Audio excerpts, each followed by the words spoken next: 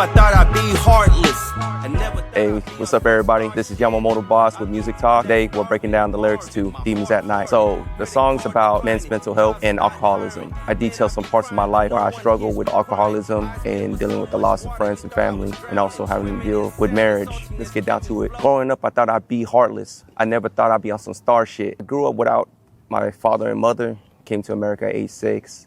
And I quickly realized that I was going to struggle with accepting love from random strangers. And I realized the streets don't love nobody. It's really just you and you at the end of the day. I be on that starving, Marvin, my heart hardened, credit cards declining, jobs not hiring.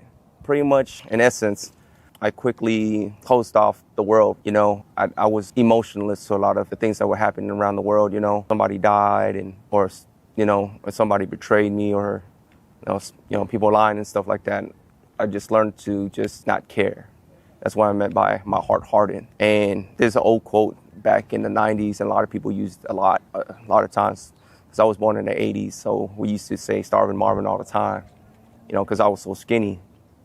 And because I didn't come from any background, essentially, I would be financially illiterate, and I would always find myself in debt. And that's where that came from.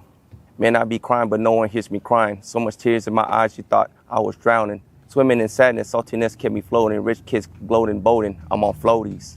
Pretty much, it is what it is, When you're growing up, you, especially alone, you really have nobody to cry to. I didn't have a mom to cry to when I got hurt. I didn't have a dad to run to if something happened to me. I had to cry alone, you know what I'm saying? I would hide somewhere and just cry to myself. And then pretty much I describe my envy towards people who have both parents and who have, the things I didn't have, like boats and cars and stuff like that. So that's what I meant.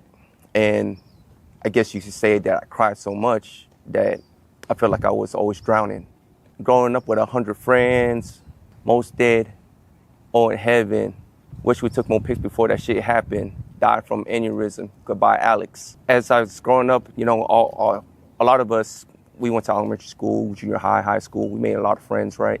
In that time, I'm about 41. So in the last 20 years, all of my childhood friends, they're gone. They're either in jail, dead, homeless. And it's just the few last friends I have. And sometimes you take them for granted.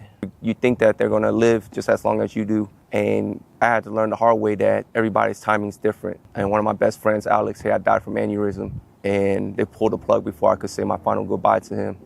Gold pieces on my favorite rapper until they shot my favorite rappers. Biggie and Tupac wish they was just actors. Streets like a jungle filled with raptors. Pretty much, Biggie and Tupac were my biggest hip-hop icons growing up. I used to remember sitting down at a table and just trying to remember their lyrics and singing with my friends at home as soon as their songs came on the radio.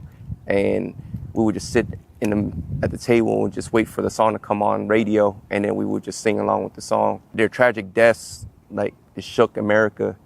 They had a beef going on, and both of them got slain by gun violence. To this day, a lot of people would always place Biggie and Tupac as the best, rappers, top 100 rappers of all time. And that's just how iconic they were. And still to this day, I wish they were actors versus, being gunned down artists, rappers. Dust to dust, ashes to ashes, lit up the candles for you with the matches, said my goodbyes to you, my tears on the casket, strings cut, brother, no more attachments. So pretty much I recall when I saw Alex at the funeral home, and I see some of the friends that we grew up with and we have fond childhood memories with. As I was walking in, they were walking out, and they kind of left me with Alex, me and Alex. A lot of them say, just let Jason to his goodbye. And as I was there, it hit me hard because I went to Iraq. I'm a combat veteran. I have a lot of friends who died in Iraq, but when it's your own, your own best friend, it hits a little different. And that was pretty much my last connection to the city of Fort Smith, Arkansas. He was my last friend that lived there. And since he was gone, I haven't really stayed tapped in with anybody in that city. I haven't been in that city by the time when he died, it's almost 13 years. It'll be all right. It'll be alright, it'll be alright.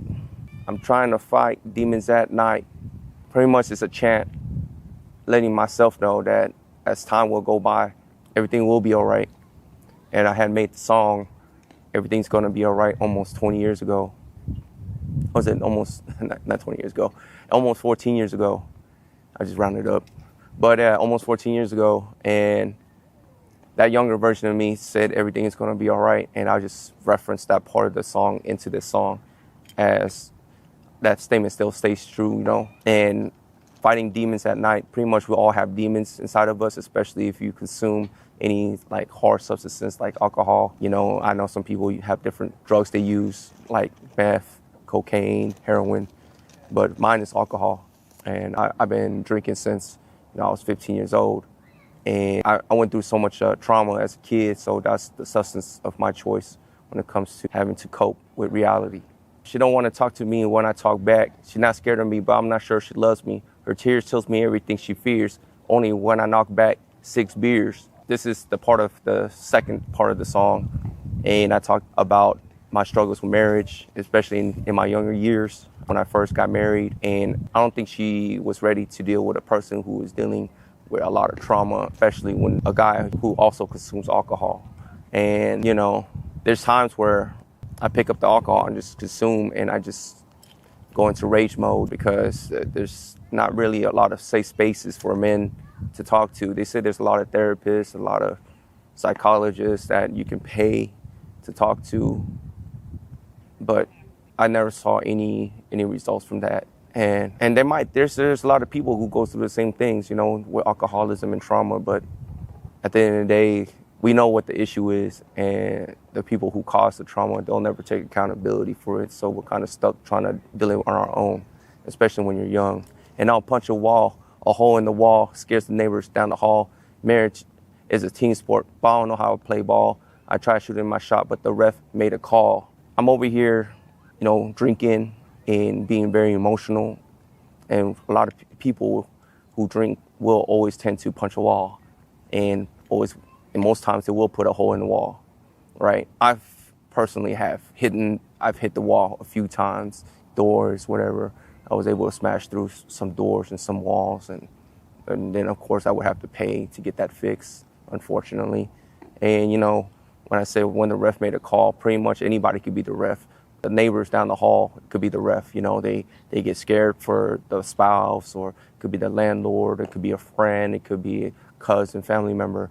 They can be the ref, and pretty much, you know, if they fear for your partner's life, they'll make a call and the police will come.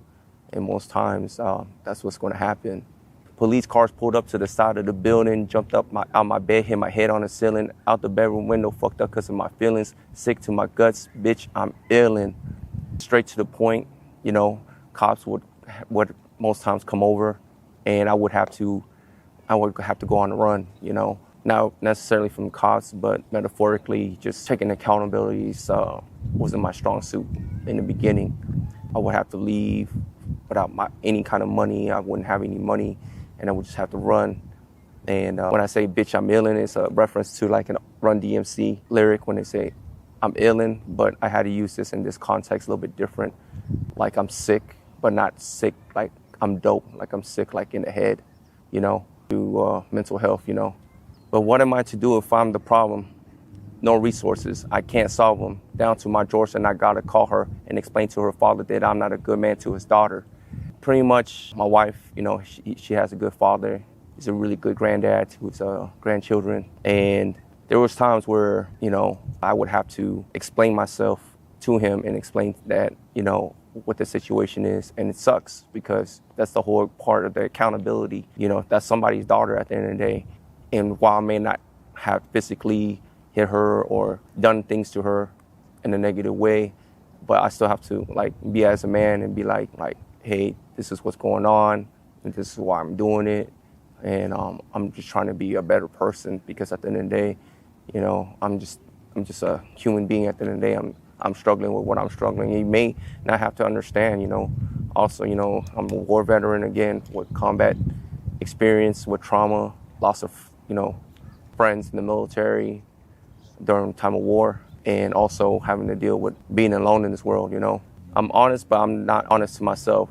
Maybe because I'm heartless, also brain dead, like I'm retarded from drinking so much and alcoholic. Pretty much it's just me coming to terms of accepting who I am.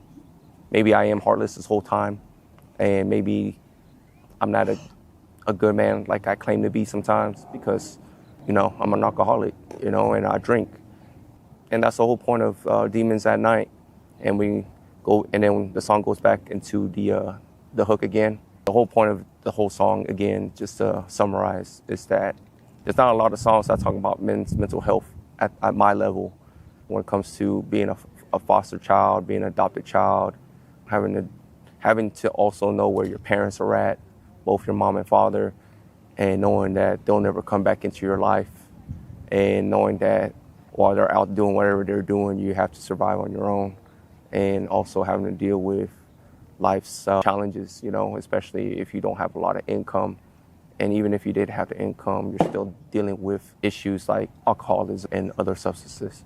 Hey, thank you for tuning in to Music Talk. The song is Demons at Night on my recent album release, Collected Volume 2. It's on all platforms. Make sure you guys check it out. Yamamoto Boss or Yamamoto_boss on IG. Grew up with 100 friends, most dead or in heaven. Wish I took more.